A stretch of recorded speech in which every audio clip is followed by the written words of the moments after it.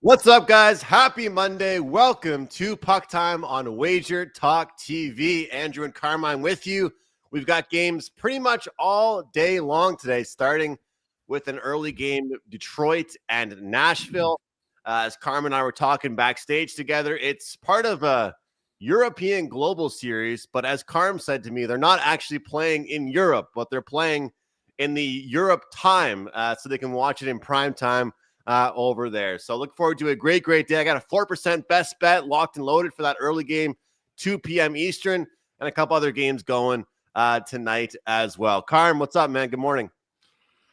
Good morning, man. Trade deadline is here, man. I'm looking forward to it. We're going to see if we're going to see some moves, which could affect some of the games today and likely will affect some of the lines for tomorrow. But it'll be interesting. But yeah, we start with game in Smashville today at 2 a.m. 2 p.m. Looking forward to it. I got like a ton of stuff on the go, but I'm going to be watching that game. Funny thing is, Steven Stamkos already came out and said there is zero chance he waives his no trade clause. So he is going to stay in Smashville. It would take a hell of a lot of money and some unique kind of deal for Stamkos to leave or for him to waive it. But when he says there's zero chance, that means there's zero chance. So we shall see. And Ryan O'Reilly, Carm, he says he won't go to a big market. You know, I got to say, as much as I understand why NHL players do that, isn't it kind of a bad look for players that say they don't want to go to a big market? That seems a bit weird to me, how the older they get in their career, they become so particular with where they would play. I saw one thing from Steven Stamkos, one of the only teams he would go back to, Carm, Tampa Bay Lightning. Yeah. Well, as far as Ryan O'Reilly goes, he can go to a small market team that is playing some big market hockey right now, the Buffalo Sabres. Yeah. I have to believe the Sabres are going to make a trade just to add a little bit of depth. And you always worry about adding someone at the trade deadline and it completely screws up the team chemistry. The Sabres could use a player. Alex Tuch is an unrestricted free agent this summer. There were chances that if the Sabres weren't doing as well as they are doing right now, that he would be on the move. They would be moving at the trade deadline. I think he's going to stay. So with that said, we'll see. Maybe Ryan O'Reilly to the Buffalo Sabres. I would love to see that deal. He's not going to go to a team like the Toronto Maple Leafs because, quite frankly, why would you want to go to a team that's not going to make the playoffs, Andrew? But anyways, to sum up my weekend, and then we'll get to yours, and then we'll get to these games right away. Friday and Saturday were pretty good hockey-wise. Sunday was an absolute disaster. It was like dog day. Every dog won, with the exception of, I think, the end of the night. The Anaheim Ducks came back to win their game against Calgary, but every other dog won. I was bitten twice, at least twice, with a couple of client plays.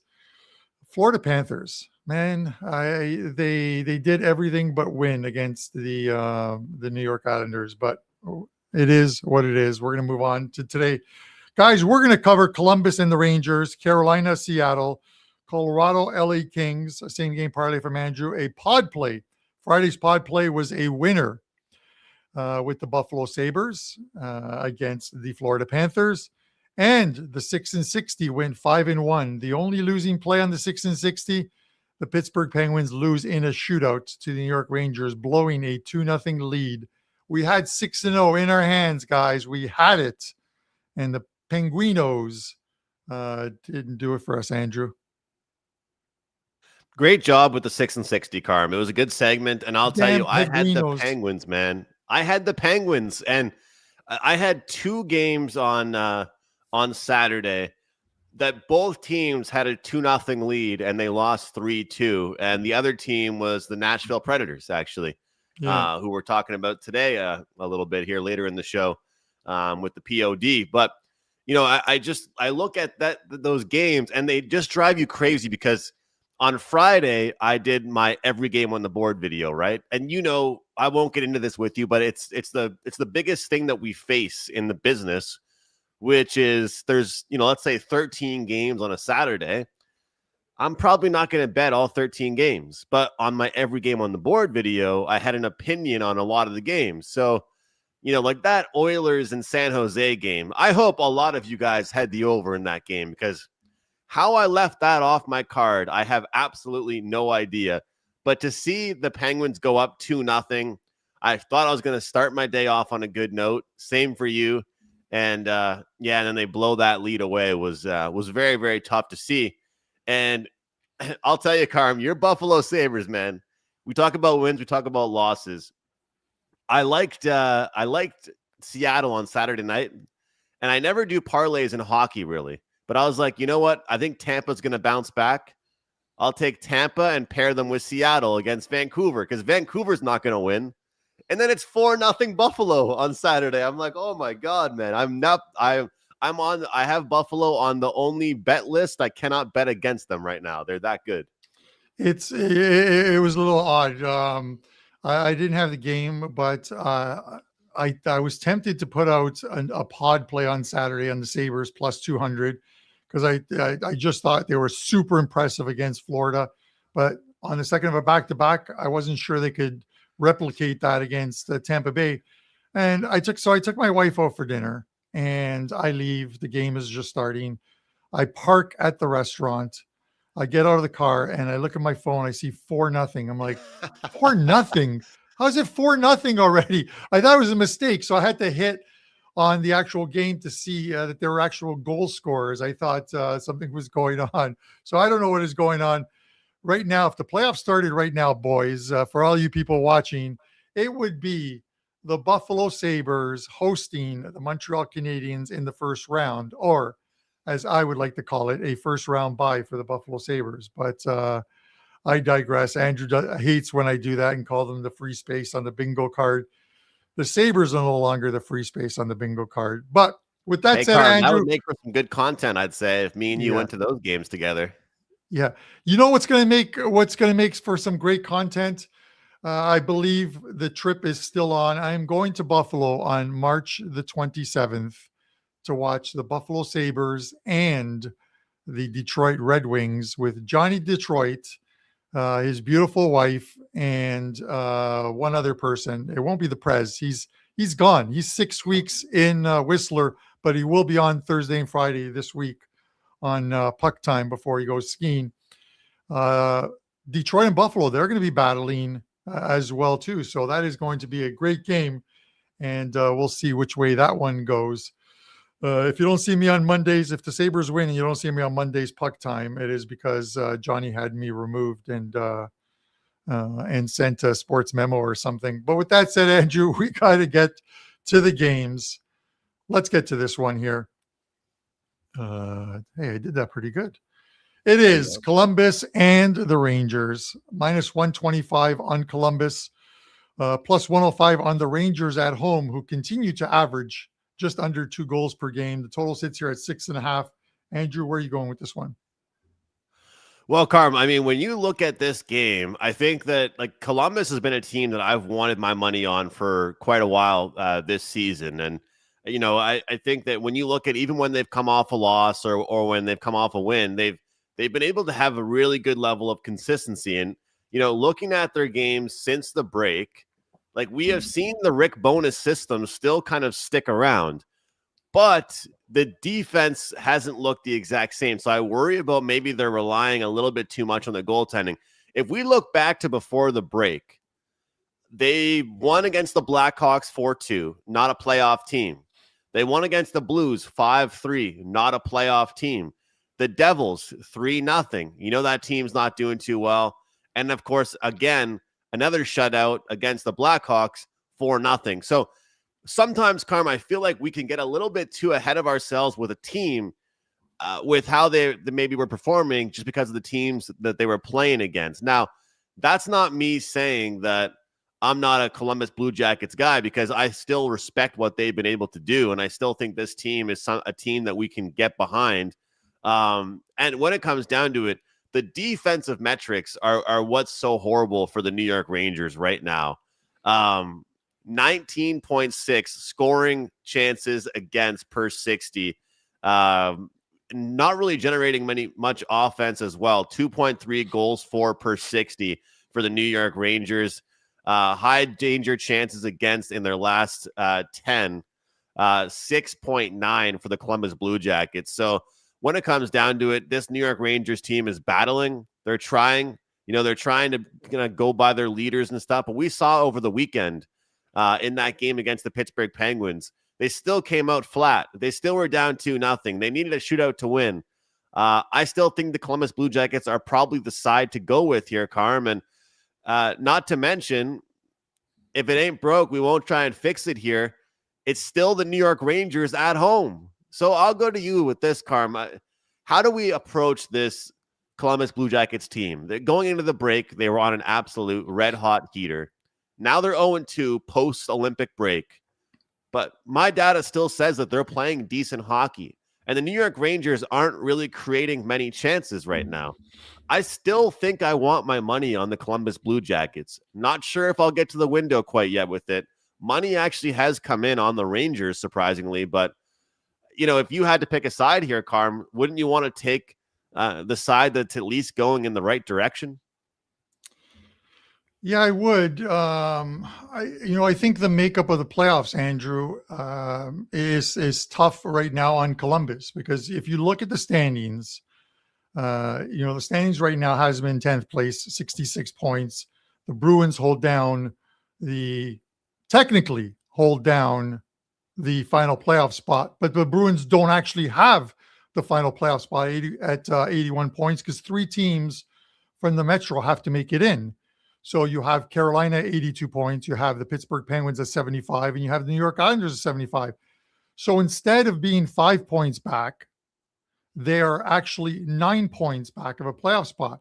You're asking a team to essentially make up 9 points in 24 games. That's the task at hand for them. And I don't know if they can do it. A couple losses out of the gate after the All-Star break is not a good thing for them.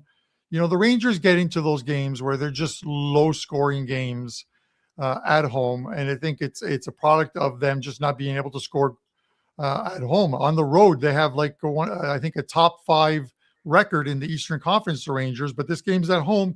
They don't score much. They were benefactors of a Pittsburgh team that blew a lead, number one, took a penalty at the wrong time, gave the Rangers life with a power play goal, and it's just sort of steamrolled from there. The Penguins had that game under control until they didn't, and that's why you can't take penalties. You look at this one, and as much as you want to say, Columbus has the better upside, I don't think either team has an upside right now. I think the task at hand for Columbus is too tough, and you look at it, the Pittsburgh Penguins aren't losing many games. The New York Islanders are definitely not losing games, and Carolina aren't losing games. It's going to be super tough for them to overcome 9 points to finish in one of the top 3 spots in the Metro and make the playoffs. With that said, I have no idea what the Rangers are doing, even winning games at this point. I think they're locked into that number 2 spot anyways, as far as the worst record in the league. Just ahead of Vancouver. I'm going to take the Rangers at plus money at home. The Rangers. All right. And this is the thing, Carm. When you look at this game, though, would you say that correlates with the under? Just because they're not generating many chances, that you're going to need a low-scoring game? I don't mind being head-to-head a little, but I feel like that would be correlated. Maybe I would even just switch sides and just go on the under, because I think I'm more confident in that than I am in the Columbus Blue Jackets side. Could be a bit fishy, but until the Rangers start showing me some offense, I'm just not ready to expect a high-scoring game with them. Yeah, you got to look at goaltending too, Andrew. Like I'm seeing right now that Igor Shesterkin is confirmed. Obviously, the good news for the Rangers is that Shesterkin's back, that Adam Fox is back. So at least they get a couple key pieces back to their lineup. Obviously, too little, too late. Even if they came back 15 games ago, it would have been too little, too late. And I'm seeing that Elvis is going to be in the building tonight. He's expected to start for the Columbus Blue Jackets tonight. We'll see closer to game time, or who the first goalie off the ice is. But you look at as far as Columbus goes, this is the first of a back-to-back. They're at home against Nashville tomorrow, and it's actually showing Elvis for both games, and then it's showing Jet Greaves for the following games, for the 2 games after that, the Thursday and Saturday games, where they're home to Florida and home to the Utah Mammoth. So we'll see as far as goaltending goes, who's in there. But if it's Elvis, I would think it's a step down as far as goalies go, because I preferred Jet Greaves. I don't understand why, unless there's an injury to Jet or something, why he wouldn't be in one of these 2 games today or tomorrow. But we'll see once the morning skate is done in New York, what's reported. But I think the Rangers at plus money. I would never lay money with the Rangers, but you're not in this spot. You're getting money with them. So with that said, I'll go with the Rangers. All right, let's keep things going to Carolina and Seattle here. Karma, this speaking of teams that have been on a roll since the break here, this Carolina team's been looking pretty damn good as of late. And I'll tell you, they're putting up goals. They're looking sharp. But hey, Seattle, they just took down the Vancouver Canucks. The question I'm going to ask you with this is, how much do we care at this point whenever any team beats the Vancouver Canucks? How much do we even care that a team put up 5 goals on the Vancouver Canucks on a Saturday night? Does that even impact our handicap? And also, can everybody make fun of me in the group chat right now for not betting on the Kraken against the Canucks on Saturday? That was the easiest pick I could have made. Do you care, Carm, for that? I mean, Seattle beats them, puts up 5 goals, but then again, it's the Vancouver Canucks, right? Yeah. If anyone hasn't been watching, I've been saying I'm going to fade Vancouver the rest of the season. I'm just going to try and find ways of doing it where I can bet against them, whether in some cases even taking the puck line. They're not a very good team. Any team that's lost 18 of their last 20 games, and even more so going farther back than that, how do you have any confidence in the team whatsoever? You can't. How do you expect them that, hey, tonight's their night, they're going to get it done? They might get it done, but you will not find me playing any money on the Vancouver Canucks for the rest of the season. With that said, you know what I mean? The Kraken needed that. A couple of bad games for them on the road against St. Louis and in Dallas, where they only scored a goal in each game. So getting some of that scoring back was important to them. They're still in that playoff hunt. They're still right there, Andrew, to get into the playoffs. And, you know, the interesting thing is when you look at that conference, and is one of the reasons why I talked to Brian Leonard about this on the last show, and we talked about the Vegas Golden Knights minus 4,000 to make the playoffs, but they were plus 2,200 to miss the playoffs. And I said, let's see how Vegas does in that road trip. Well, you look at it, Seattle, Andrew, is on 65 points with a game in hand. They're only 5 points out, believe it or not, for top spot in the Pacific. The Pacific division is separated, 4 teams separated by 5 points. Vegas with 70, Anaheim with 69 in winning games. Go Ducks. The Edmonton Oilers, losers of 4 of their last 5, 66 points. And the Seattle Kraken with 65 points. And Edmonton's played the most games of those teams, 2 games on the 61 games, two games on Seattle. So Seattle gets to make up a game here. And possibly, if the game goes to overtime, they will overtake the Edmonton Oilers for that spot. The only problem is you have the Carolina Hurricanes coming to town, who just can't seem to lose any games, Andrew. This is another team that's on a roll, and they're they're now 2 points up on the Tampa Bay Lightning for first place in the Eastern Conference. So therein lies the thing. The problem is they are 7th on the road this season, 15 and 11 on the road, only scoring 79 goals, only allowing 69, so a plus 10 goal differential, but they're not as dominant on the road as they have been at home. 48 of their points have come on home ice this season for Carolina, 34 on the road. Do the Kraken have a chance to win tonight? I think they could upset them tonight. plus 154 doesn't seem like a bad price for a home dog who came back from a bad road trip, Andrew, and did what they had to do. They beat a bad team, and they beat them the way you're supposed to beat them, convincingly. If they had won that game 3-2, you might be a little worried that there's something wrong with the Seattle team. The Kraken are live here tonight on a day after Dogs won pretty much every game yesterday, with the exception of the last one. The dog is wild here. Yeah, we talk a lot about, the Freaky Friday, but I think yesterday was Freaky Sunday. Like you said, Carm, off the top, it was a weird day. Dogs, unders. For me, I'll say I just like the under in this game. Carolina's shot suppression is just so good. They're so good at keeping teams out of their own end. Their transition game is strong. They don't really make their goalies have to be stressed whatsoever. Their goalies never have to worry about anything.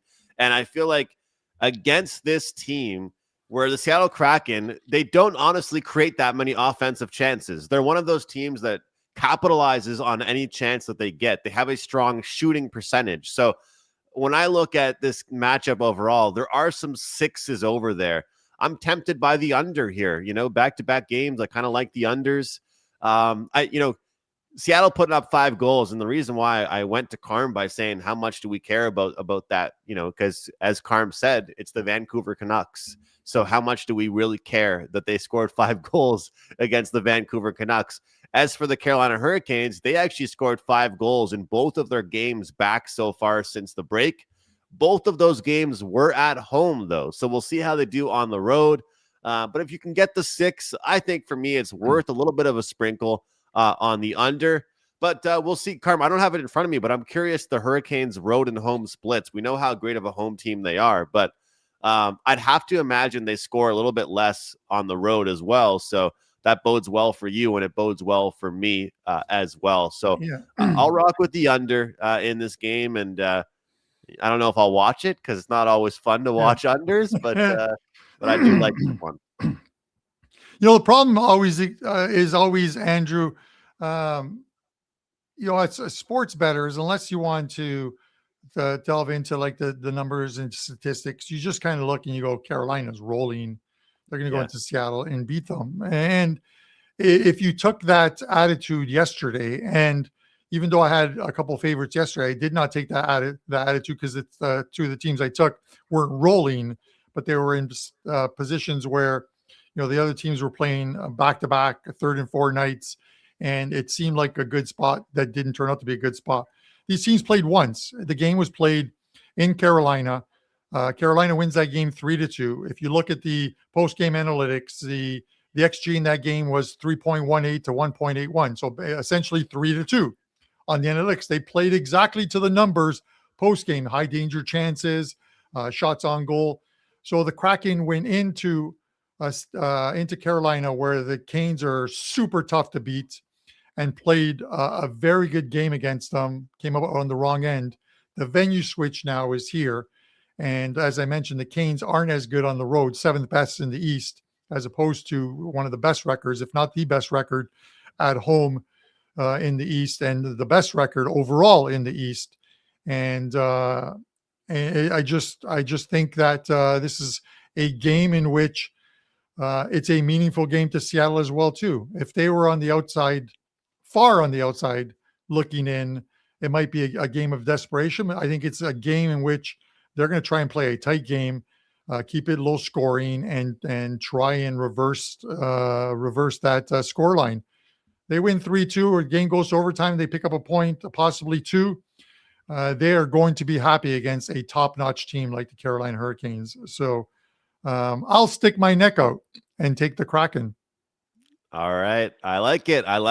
Carmine, the dog bounty hunter. Is that what you are? You're the dog bounty hunter. I like Andrew, before we get on to the next game, I got to put this up because I don't want to give this guy a hard time. But Josh says, talking about the Sabres are going to get bounced in the first round because the goalie is playing over their heads. Obviously, he hasn't watched the game the Sabres play this season, because it's not about their goaltending. Even though the goaltenders are playing well, you have some goaltenders on the Sabres whose save percentage is under 900. And the Sabres are winning because they are playing the Lindy Ruff style that he wanted them to play, what he wanted New Jersey to play. Yeah. They move the puck. They move it quickly. They move it to a man where it can't get intercepted in their defensive zone. They clear their defensive zone, giving teams very to little ozone time. You know what that does? It makes it a little easier on the goalies. You know what that does? It wins games. Against a team like the Tampa Bay Lightning, they dominated the game, and that was their defensemen and their forwards dominating the game, not the goalie. So I am going to disagree with that comment, Josh, regardless of how the first round ends.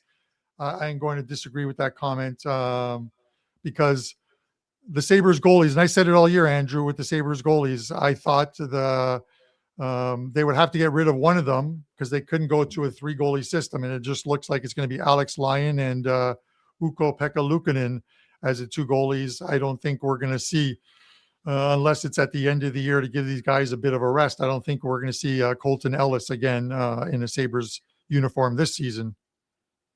So is he going to play in the minors, or are they just rocking the 3 goalie system right now?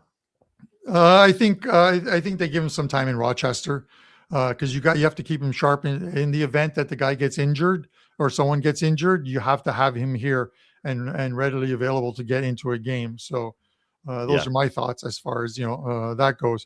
So Josh, not to give you a hard time, those are my thoughts. Opinions are like belly buttons. We all have them. So we all have them, and they all look different. You ever seen John Stamos's belly button? I remember seeing it on he showed it on an edition of Mean Tweets or something like that on the Tonight Show or whatever, and where someone tweeted, he's got the ugliest belly button, and then he raises his shirt, shows the belly button, and he goes like, yeah, the guy's got a point. So whatever, we got to get on.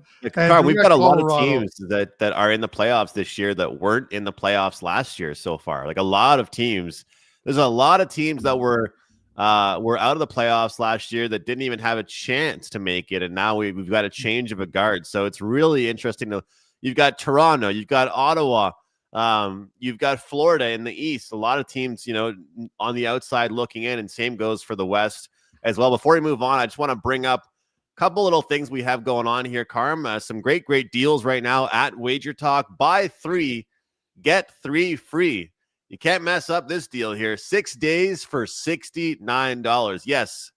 WagerTalk seems to love these $69 deals, Carm. I guess we like to keep it like that, but 69, great number. 3 days, get 3 free. 6 days, all sports, all action. That means soccer. That means UFC. That means basketball. That means hockey. That means every single thing that we release, including spring training, including MLB regular season action, 6 days. So if you guys are jumping in today, you're better off getting this deal. You're going to get 6 days for a really good price. I've got a play going at 2 p.m. Eastern, 4% best bet. Yesterday, we hit a winner with Florida Panthers team total over 3.5. Running really, really good run. I think it's like over a plus 23 unit run. Carmine is absolutely cooking as well right now. And there's also this deal going on. And this is for the big time players, for the guys that want to get in long term. All in for the year. Ultimate all access pass. This is under $4 a day. So between Carmine and between myself, we handicap sports all year long. I would say this package itself, the all year access, is going to be worth it enough for Carmine just for the World Cup with how many plays you'll get from him. But, for me, I've got hockey, you've got basketball, we've got UFC. Then you go to the summer, I've got baseball, I've got CFL, profitable in both those sports, under $4 a day. It's a pretty good way of making money if you guys are interested in the long term. I always say, Carmen, with these packages, people are going to be buying plays. They're going to be betting each day. So if you're planning on buying plays, this deal is a hell of a lot cheaper than spending $25 on a regular 4% pick. It's a much better deal. It's a great deal because it's like $500 off, I believe, something along those lines or whatever. They have a great deal that's going on at WagerTalk, and you can always get in touch with the office as well too But obviously college football for me, and I had a phenomenal college football season. NFL, always do great in the NFL. NHL, you get the end of this season and the start of next season with that 1 year. Of course, the World Cup, and then there's soccer, pretty much 365 days a year. So just a ton of sport for me. The only ones I don't do, guys, is basketball. And it's the old thing of stay in your lane. I don't watch it. I don't bet it. I don't handicap it. So why would I ever tell you to bet it? So that's the only sport. That's the only sport that I don't do, but a great deal. I'm looking forward to it. And even that 3-day plus 3-day deal, you're going to get 6 days. I have a 5% play that'll be up in the NHL for tomorrow night after today's show, but 2 games in soccer today and 2 games in NHL already loaded for clients. And yes, Andrew, I've been cooking in the NHL, but yesterday I burnt the steaks. So well, let's get back to this one. Speaking of steaks, this coach wins a game and they crucify him at the stake. Hiller fired from the LA Kings after a 2-0 win over the Calgary Flames. Andrew, steak and flames. That's got there's got to be some joke in there somehow. Colorado minus 175, Kings plus 142. 5.5 the total here, Andrew. Are the Kings a seller? I'm going to ask you that question. And do you think they still have a chance to make the NHL playoffs? No, I don't think so. I think they trade for Panarin, and you watch Fiala get injured at the Olympics. You watch Kuzmenko get injured, and you're going to ask yourselves, what the hell was the point of us trading for Panarin at this point? At least they've got someone that can help put fans in the seats, but I'm not really sure. Carm, I've looked long and hard at this game, and I'm going to tell you, I think this might just be a player prop game for me for the most part. But I think you have to ask yourself, the coach's bump, we love talking about it. The coach's bump can be so live, and it's so hard to not even look at it right now because of how successful the coach's bump angle has been. DJ Smith takes over as the head coach. People have been calling for Hiller to lose his job for months. Not even weeks. People thought Hiller should lose his job long time ago. But I can't stop thinking about what Teddy Covers says in the NBA. When a team is dead, they're dead. Don't try and revive them. And that's how I feel a little bit about this LA Kings team. So when I look at this game, if sometimes when a coach gets fired, you think they're going to respond defensively. Every player wants to work hard to impress the new coach. Every player gets a little bit of a wake-up call, and they take it personally when their head coach gets fired. But, Carm, I can't see them, refraining this Colorado offense from scoring some goals. I can't. So I've been kind of a totals guy mostly today, but I like the over here. I can't see LA prohibiting Colorado from flexing their muscles and scoring a few goals on them. I can't see it. So we'll see. I feel like that's the best course of action for LA, is to try and make this a good defensive battle. But as far as the coaching bump is concerned, maybe it will help them score some goals, but I'm not sure it helps them defense. Can you imagine what worse of a team to play after you fire your coach than Colorado? Could they not wait until after this game at least to fire their coach? Yeah, the problem here is, we could very well see some line movement today in this one is, I believe the Kings could be a seller at this point. I don't think you should go out and try and find someone just because of the Fiala injury.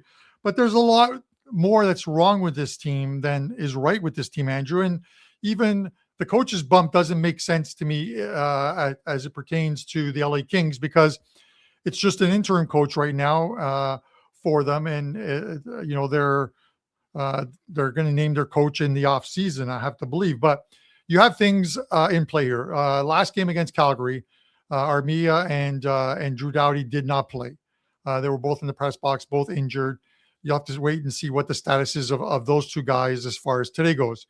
You have Darcy Comfort, the goalie. Does he start today? Some places are showing that he is going to start, but some places had him that he has an illness. The illness is maybe that in the last 2 games, he's allowed 8 goals in 4 periods of play. He was pulled in the last game after allowing 4 in 26 minutes against the Edmonton Oilers. 8 goals in 4 periods of play. You can only blame so much on the team in front of you. Sometimes the goalie has to take a position there as well too. So we'll see if he's in goal for them tonight as well too. He could be on the move.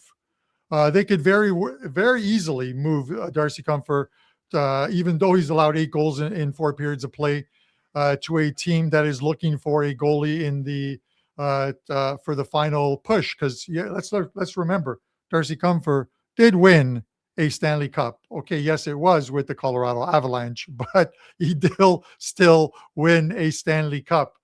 There is no way I'm taking the LA Kings at plus 142. You would have to give me a hell of a lot more.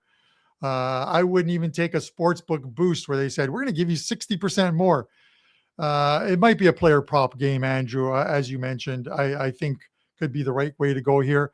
I say you keep an eye on this line. I say you keep an eye on what moves are coming out, because if the Kings line all of a sudden starts to shoot to plus 150, plus 155, plus 160, that means that there's going to be some guys that are being held out of the lineup pending some trade clearances. So we'll see what happens there. And you're right about this direction of the LA Kings, Carm, because it's very difficult for them because they've made the playoffs every year, but then they lost to the Edmonton Oilers. And now the question, they're going in injured. They don't really know where they are. You fire their head coach. I mean, the Florida Panthers have dominated the Edmonton Oilers. The Edmonton Oilers have dominated the LA Kings. Like, the Oilers are so happy to have faced the Kings early on in the playoffs every year. And now the Kings were starting to stack up. They had Panarin, they had Fiala, they had Kuzmenko, they had Kempe. And now the injury bug gets them. The coaching now getting fired. So it's tough for them right now, Carm, I think. And I'm very curious. As you know, I love the coaching stuff and seeing if they can get momentum off it. And I'm going to be following it.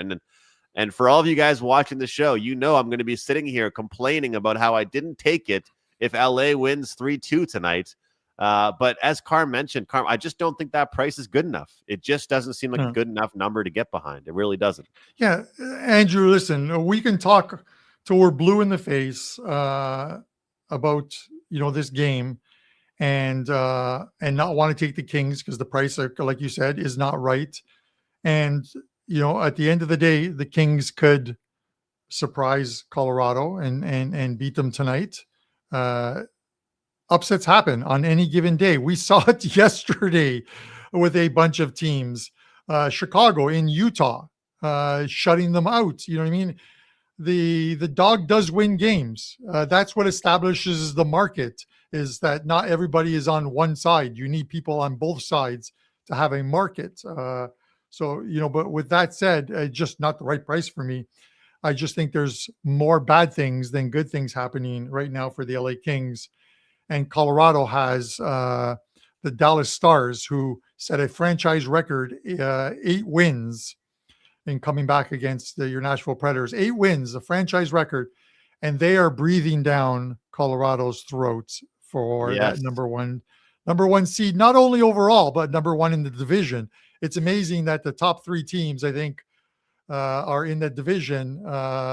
Minnesota, Colorado, and the Dallas Stars, and they're all in that central division. So very interesting.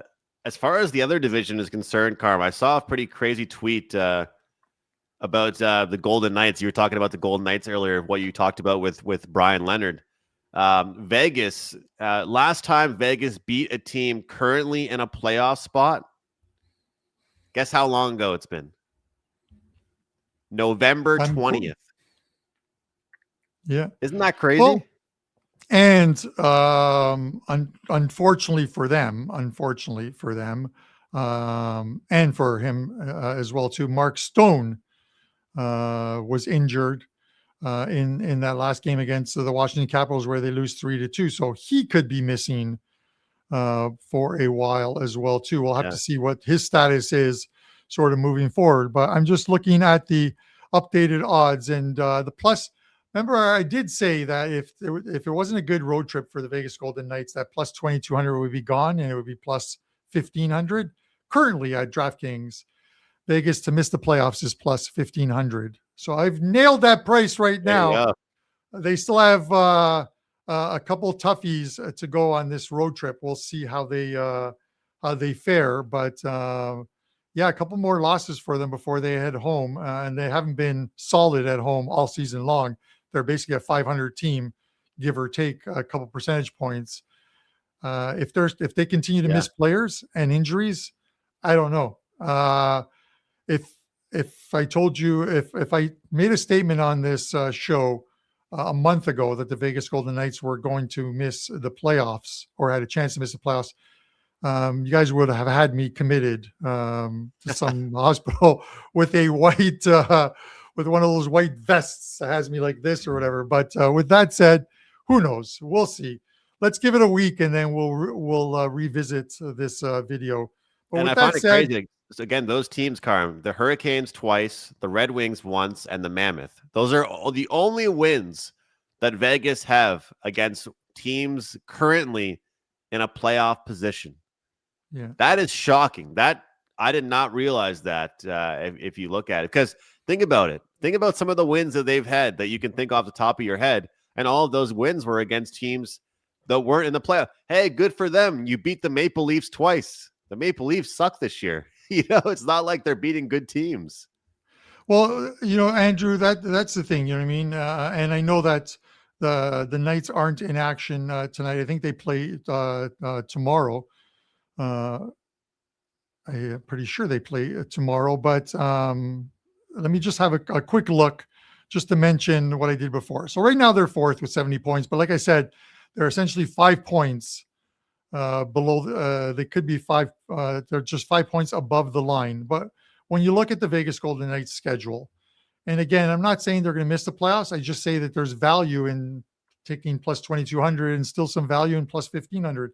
They play the Sabres tomorrow night. Then they play the Detroit Red Wings, two teams that are in the playoffs. They come home to face Minnesota, the third best team overall. They play the Edmonton Oilers, the Dallas Stars, and then the Pittsburgh Penguins, who are in a playoff spot, come to town. The Chicago Blackhawks. Then they play the Sabres, Utah. Let's finish off their season. Dallas, Winnipeg, Edmonton, Washington. A freebie against Vancouver. Probably a freebie against the Flames. The Edmonton Oilers once again. Seattle Kraken, Colorado, Winnipeg Jets, Seattle Kraken. Interesting schedule for them, to say the least. They're going to have to play much better than they're playing right now. Yeah, we'll see if many things change, because I think this year in the playoffs is going to be really interesting. The last thing I'll say is this, though, Carm. You know how sometimes when things are really competitive and then all of a sudden the playoffs start and it ends up just being the chalk that wins? Like, if people haven't gotten their Tampa Bay Lightning futures in, should they should be doing that right now? Because you look at the East, like, the East has been fun. It's been competitive, but who's beating Tampa in a 7-game series? You look across it, there's so many opportunities in the West and the East right now for depth and for upset teams and lesser teams to do well. But then sometimes you always say that the cream rises to the top. And as much as we might see some of these new teams make the playoffs, maybe we end up just seeing your Tampa Bay and Colorado, or your Tampa Bay and, Minnesota, or whoever it might be all along, right? Yeah, and this is it. The regular season just sets up. It's an 82-game preseason for the playoffs. Yeah. It's what it is. I have no illusions of grandeur when it comes to the Buffalo Sabres. I'm just happy that for the first time since like 2011, I think it is, they're going to make the playoffs. Yeah. That's it. They make the playoffs. If they get bounced in the first round, okay, well, they made the playoffs. You know what I mean?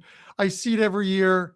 If you're a fan of any team from Buffalo, you should never get excited. The Buffalo Bills have proven that each and every year.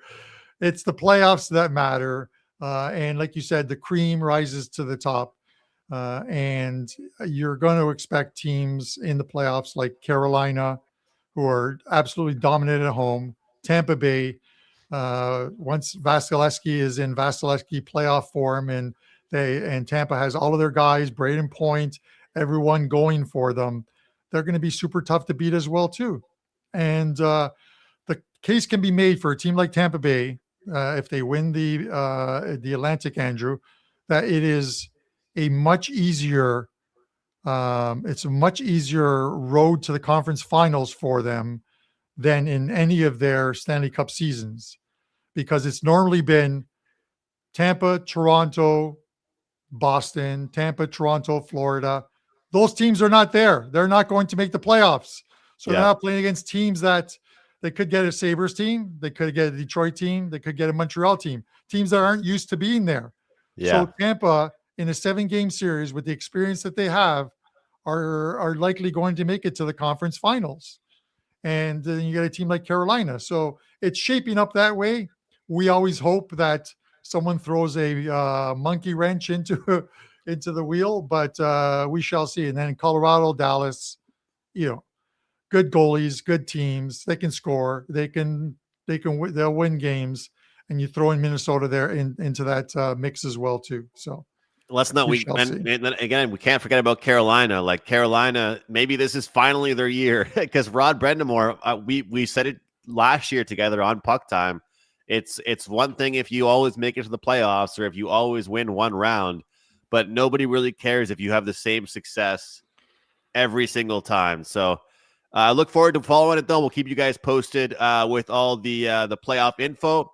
We got a 3-leg same-game parlay here for today, guys. For those of you watching, I'll just mention my best bet of the day is in the early game, 2 p.m. Eastern start, Detroit and Nashville. I will have plays moving forward on the later slate, but my best bet, favorite play of the day, is on that 2 p.m. Eastern game. Nathan McKinnon, anytime goal scorer. Look, I don't like to bet the chalk very often. I do like it today. Minus 105. The guy is shooting. The guy's getting a lot of chances, and his ice time is super high. Martin Necas, 3+ shots on goal. Artemi Panarin, the bread man, 3+ shots on goal. This takes us to a nice plus 415. I like it. I think that McKinnon will find the back of the net against this LA Kings team, the way he's been playing right now. Necas has been having a high shot volume, and Panarin is a guy that right now, when there's not that many bright spots for the LA Kings, at least he has been a bright spot for this team. We'll look for at least 3 shots on goal from him. That takes us to a nice plus 415 here. And I'll just throw this out here again, guys. Buy 3, get 3, 6 days for just $69. I'm on a really good run right now with college basketball side plays. We went 2-0 on Saturday with college basketball plays. We passed the board yesterday. We'll be back on track tonight with college basketball. And yesterday we crushed it with the NHL, and we're on a plus 22 unit run. So do not buy daily picks. If you're looking to buy picks ever from a handicapper, 3 days at the minimum, in my opinion. And this will get you buying 3 days and get 3 days for free, 6 days for $69. Back over to you, Carm. Well, that's interesting. Andrew, I was just looking while you were going through that. I was just having a quick look at the LA Kings miss the playoffs. They're minus 150 to make the playoffs, and they are plus 130 to miss the playoffs. And I don't know, I'm not sure what they're doing at this trade deadline. But it is interesting, that price, given the fact that they're on the outside looking in. But if you look at their schedule, maybe they will be a buyer at the trade deadline, because if you look at their schedule, and let me just have a quick look. And they have the lowest strength of schedule the rest of the way at 529. 15 games at home, 11 away. That was right after the Olympic break. But here's the thing, Andrew, they play Vancouver 3 more times. They play Calgary twice. And they have another game, I think, against a couple against San Jose, and they play the Rangers, a couple of bottom dwellers, Rangers in New Jersey in the Eastern Conference. They have like 9 games against teams that are nowhere near a playoff point of view. If they make a trade today, would you take them at minus 150 to make the playoffs? I'm interested. I'm staying off of it, but I got to ask you what your opinion is. I don't think so, Carm. I don't think I can do it. Like, what would have to move the needle for you? Like, who would have to be brought in? they finished their schedule. Interesting enough, these are their last 5 games of the season when they're looking to make the playoffs. Vancouver, they're home to Vancouver, they're home to Edmonton, they're at Seattle, they're at Vancouver, they're at Calgary. You would think at least 3 victories mixed in there. They have another game against Vancouver and Calgary ahead of that. So that's 5 games against Vancouver and Calgary. The problem is it's their next few games that matter. The Colorado tonight, the New York Islanders are in town on Thursday, and then they have the Montreal Canadiens coming in, and then they're on a East Coast trip where they're going to be playing. They play, let's have a look here, at Columbus, at Boston, at New York Islanders, at New Jersey Devils, at the Rangers before coming home to face the Flyers and Sabres. So I don't know. I thought I would throw it out there, but in keeping with that, guys, our Friday pod play came in, Buffalo Sabres at even money. This pod play, if you're watching this after 2:00, then you made a mistake because the pod play is this afternoon. Andrew, let's get that pod play up on the screen for me, please. Today's pod play, I am taking the over in the 2:00 game. Now, why is the 2:00 game being played? Like we mentioned earlier, it's kind of like the Global Series without the travel. The game is at 2:00 in Smashville, and they are going to be broadcasting this game throughout Europe and those countries like Finland, Sweden, Germany, where they would normally play some of those Global Series games. Give the NHL some more exposure with some stars on the ice, and there's guys on both teams that can score goals in this one. These teams played in Detroit earlier this season. It was an absolute goal fest, up and down, 6-3 for the Preds in Detroit. I think Detroit gets a measure of revenge here in a higher scoring affair. We're going over 6 minus 120 as your pod play. Over 6. And Carm, I'll make it clear for everybody watching again that you are not on the Red Wings. You are on the over. Because if someone glances at that graphic without squinting their eyes. Well, if they think that the Detroit team total is 6, and they may not want to be betting at all. But it is over 6, both teams. Over 6. That is a comfy looking jacket. I will say that's a comfy looking jacket you got on there in that graphic. The image is in red, but I expect it to be all green tomorrow, Andrew. All right. All green. So I'll throw out a prediction. How does this sound, Andrew? 5-3 for the Detroit Red Wings today. Let's keep the office happy that their Red Wings are winning games. 5-3 Detroit. I don't know what the exact score line on that game would be, Andrew, at 5-3, but I could look it up for you because that's just the kind of stuff I love to do. But let's see. Correct score, including overtime. Detroit to win, what did I say, 5-3? That price is 30-1. 30-1 on Detroit to win. You know how much pizza that would buy? That's a lot. Well, the kind of pizza that you like to eat, Carm, a little bit less than the pizza I have, I think. So there it is, over 6. Some of these guys think it was the Wings, but no, it's over 6 minus 120. Let's get some goals in that one. Andrew, 2 soccer plays for me. First one goes at 12:30, so you guys got half an hour to grab that. Grab a 1-day all access. You can grab that 3 days, get 3 days free package, or come along for the whole year. I am going to have a winning 2026, or I will grow all of my hair back on my head for next year's Puck Time. How is that for a challenge? All right. We'll get to see Carm with some hair. So soccer action this afternoon, Carm. Hockey action for me. College basketball action tonight. Let's win the day, guys. Let's win the Monday. Let's have a great one. That will do it for Puck Time. Always fun when it's just the two of us, back with guests for the rest of the week, I do believe. We'll see you guys next time. Same place, right here on WagerTalk TV.